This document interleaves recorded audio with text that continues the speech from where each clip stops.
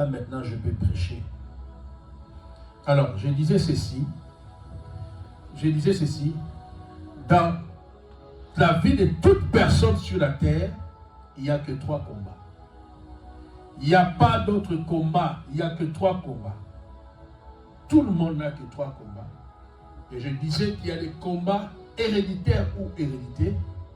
Il y a des combats provoqués et il y a les combats de la destinée. Les combats héréditaires ou hérédités, ce sont des combats que tu as trouvés sur la terre. Ce sont des combats qui ont existé avant toi, peut-être avant tes parents, au niveau de tes ancêtres. Et lorsque toi tu es né comme une victime et tu as trouvé ces combats-là dans ta famille, dans votre lignée. C'est pourquoi il y aura, vous allez voir que dans certaines familles, les gens naissent, ils naissent avec quand ils vont grandir, ils vont souffrir de diabète. D'autres vont souffrir de l'hypertension. C'est comme des maladies héréditaires. Tu verras dans certaines familles, les femmes ne se marient pas. Tu verras dans cette famille, les gens ne vont pas plus dans les études. Pour avoir même un bac, c'est un souci. Ce sont des combats héréditaires. Mais Dieu est capable de t'accorder la délivrance ce soir. Amen. Donc je introduis rapidement et puis je vais continuer. Les combats provoqués, ce sont des combats que tu as provoqués par tes propres erreurs. Tu les as provoqués par les péchés, tu les as provoqués par des erreurs, par l'inattention. Tu as fait des choses et aujourd'hui tu te retrouves dans la merde parce que tu as fait des choses et tu en es le responsable. Et ce sont des combats que nous sommes nous-mêmes les responsables. Et nous devons assumer. Et ce genre de combats, ça commence, comment est-ce qu'on le résout?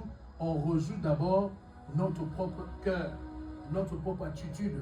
On commence par la repentance, la reconnaissance de nos erreurs, et c'est comme ça que la délivrance commence. Et le troisième combat, type de combat, c'est le combat de la destinée. Ces combats-là, c'est un combat que tu ne trouves pas forcément. Ce n'est pas le combat que toi tu as provoqué, mais c'est un combat qui est initié spécialement par Satan lui-même. Lui-même, il connaît ce que Dieu a formulé comme projet pour toi.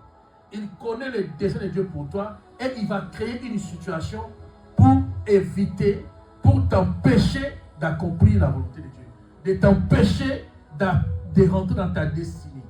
C'est comme à l'époque de Jésus-Christ, bébé Jésus. Lorsque Hérode a appris que l'enfant était né, qu'est-ce qu'il a fait? Il a tué tous les bébés. Parce qu'il était au courant de la destinée et de la mission que Dieu avait confiée à Jésus-Christ.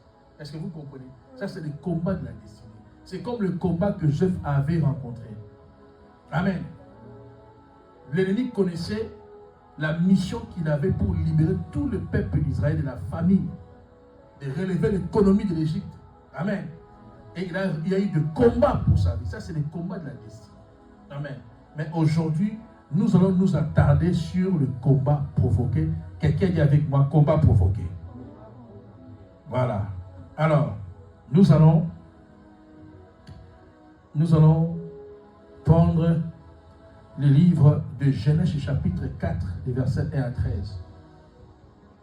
Genèse chapitre 4, versets 1 à 13. Si on peut s'élever pour la première lecture. Genèse chapitre 4, versets 1 à 13. C'est ce que Dieu est en train de faire maintenant avec Caïn. Continue. Pourquoi es-tu irrité? Pourquoi es-tu irrité? Vous voyez, la Bible dit que Caïn fut irrité.